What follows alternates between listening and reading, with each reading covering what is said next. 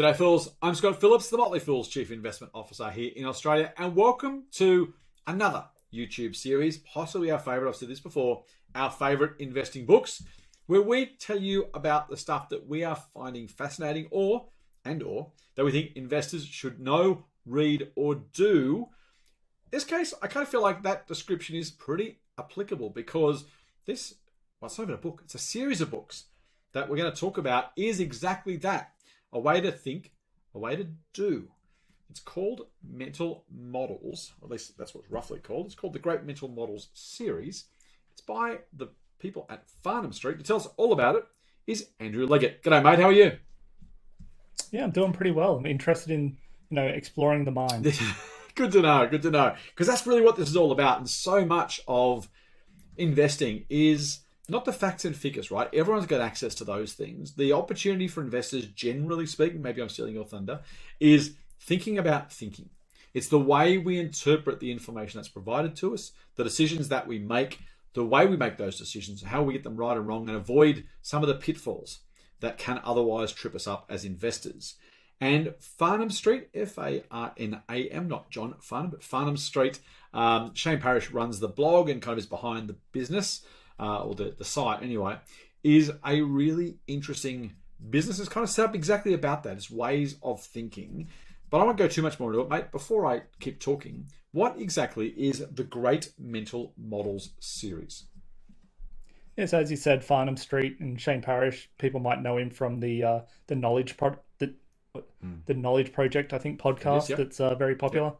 Yep. So the Great Mental Models, a bit of backstory first. So I've long been fascinated with behavioral finance, the biases, and everything that impact our investing decisions. And part of that's just out of self benefit.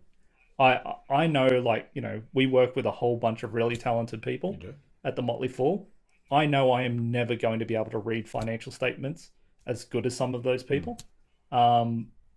And that goes also for investors as a whole. But one thing that I've seen throughout my investing, my personal investing journey, is that sometimes I can be calmer, more, and think about things and not be as impacted emotionally as other investors. And I've found that to be a enormous edge that I personally have. So this is an area that I like to dive into a lot. Now, if you've heard of Charlie Munger, and I think if you're any type of investor, you probably have. Yep. He's also someone that's been, talked about mental models. What mental models are essentially is just mental frameworks that you can use to help make better decisions. At its core, that's what it simply is. Now, what his book, The Great Mental Models, does over 3, soon to be 4 volumes, is that it looks at some of the biggest kind of models that are out there in things like chemistry, mathematics, physics, all these kind of sciences and other areas of life that will allow you to make better decisions in any situation. And as an investor, the better decisions you make, the better your returns are likely to be. You don't want to be that person that's constantly screaming buy before the weather changes and you're running for the hills. That's firstly that's just got to be a terrible way to to be so kind of caught up in share prices that every rise and fall is like eliciting this emotional exuberance or just downright terror. You want to avoid that because your well-being is going to be better and you'll also have better returns. So it seems like an open shut case. Pretty good deal, isn't it? The benefits of trying to actually be a calmer, more rational and logical thinker about investing.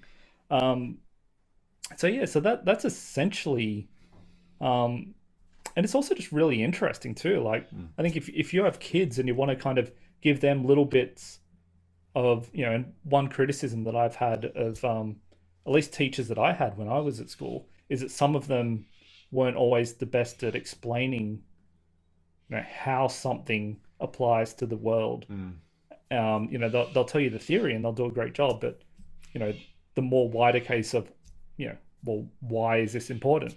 Like it's also, it would be a great read for them. Like if you want to teach them physics and, you know, something as technical as like relativity, you know, the Einstein, you know, theory, and you know how that kind of, what that means, but in this really engaging and well written and simplified way, then it's also going to be a great book for them as well.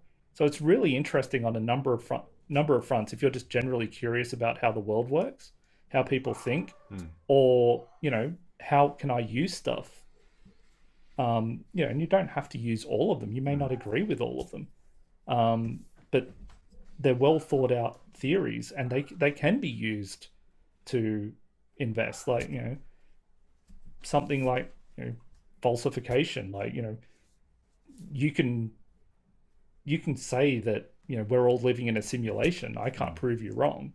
So therefore, that thought really doesn't have any real value to me, because I can't like run an experiment in a way to try and go, okay, is this right or is this wrong? So, you know, gives you some thoughts like when you're reading company announcements and they're saying, hey, you know, we're going to do this and it's going to be really big.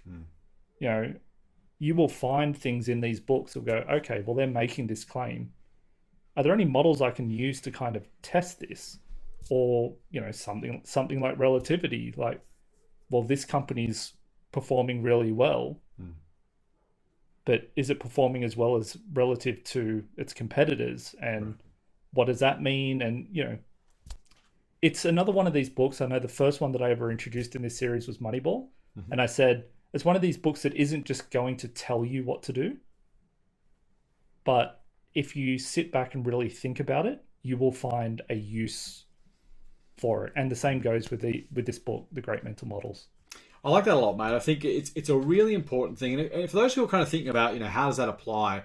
If you think about the way we talk about business, for example, at the moment, the kind of standbys, you either the military model or the sports model, right? Our team versus their team, the winners and losers, the whatever. That's a mental model, right? It's a way we can conceptualize what's going on and put the facts into a framework that allows us to think about how things might proceed, how they got to this point, how they might proceed, what's going on right now. And plenty of people have said, and to Andrew's point, you know, that's a very one-dimensional option. It can be the right option, by the way, sometimes, but there can be others. Think about exponentiality, for example, or relativity, as Andrew said. These things are really useful because when you start to think, hang on, what if it behaves more like this? What if it's more like a plant growing than a military battle, for example? And I'm oversimplifying, my apologies. But if you start to take different approaches, it's not quite an analogy, but it's not miles off that, because you start to think, does this circumstance fit in this experience? So I don't have to think about it from scratch. I don't have to think about what might happen next. What is the next step? If you know about exponentiality, you get the point that the growth becomes ever faster. You don't have to start thinking about, what if it's not just a linear growth? What if things might be different? You've got that framework to kind of attach it onto. And I have not read these yet. I'm overdue, mate. The worst part about doing this series is my to-do reading list is getting miles longer. But Shane Parrish is a smart guy. The Farnam Street people are good people. And it's a really interesting way to think about it. And look, I will say too, it's also the benefit of having different people. You mentioned having smart people at the Fool, and we do. So many people from different backgrounds is really, really useful because they just simply bring different perspectives, and it's just that, right? But if you can learn other perspectives without having to be those other people, then, as Andrew said, you bring yourself a mile along and start to give yourself some of those edges that you otherwise might have to rely on other people or maybe never get there yourself. I'm no chemist, I'm no physicist or biologist, but no mathematician either, just quietly. But some of those things can make a really big difference in your investing. I like it a lot, mate. Was there a particular single example you kind of grabbed there? You kind of went, oh, that's really interesting. I'm going to use that. Is there some of a one-off you can leave us with? Look, I think there's a lot, and it's like I'm 3 books into it now. Yeah. Each one has at least 10 plus models in there, so we're up to 30. And there's always like once, you know, I'll be in a situation where one thing will go, oh, I can now think of it from this way, or I can think about it from this way. I mean, the one that always has been at its core with me is anything that involves probability.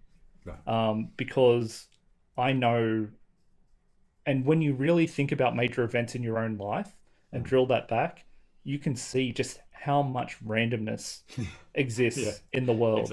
Exactly. And as investors, we like sure things. We like certainty. Whenever people are uncertain, people get scared and share prices fall. Like, I wish I had this. I wish I had their crystal ball.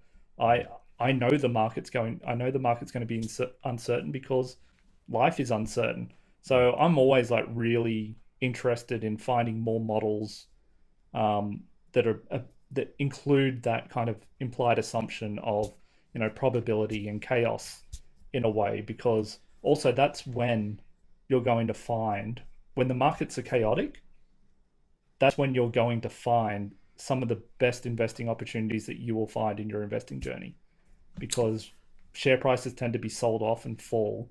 And another mental model, the lower the price relative to its value, the higher your return is likely to be, especially over time, because we know over time, another mental model, share prices tend to follow the underlying value of the business. This is not some theoretical kind of intellectual just thought process. These models work in reality, and you can see examples of that every day. That is a wonderful place to finish, mate. I love it. Thank you for sharing the Great Mental Models series with us from Farnam Street. Appreciate you reading the books. I appreciate you sharing them with us, and I'm sure our viewers will enjoy getting themselves stuck into those ones as well. So much to learn, so much to do, and as you say, told in a very fascinating and in-depth way. So I'm looking forward to reading it myself. Andrew, thank you for your time. Thank you, viewers, for spending your time with us. From Andrew, myself, and the whole Motley Fool team. Until next time, Fool on.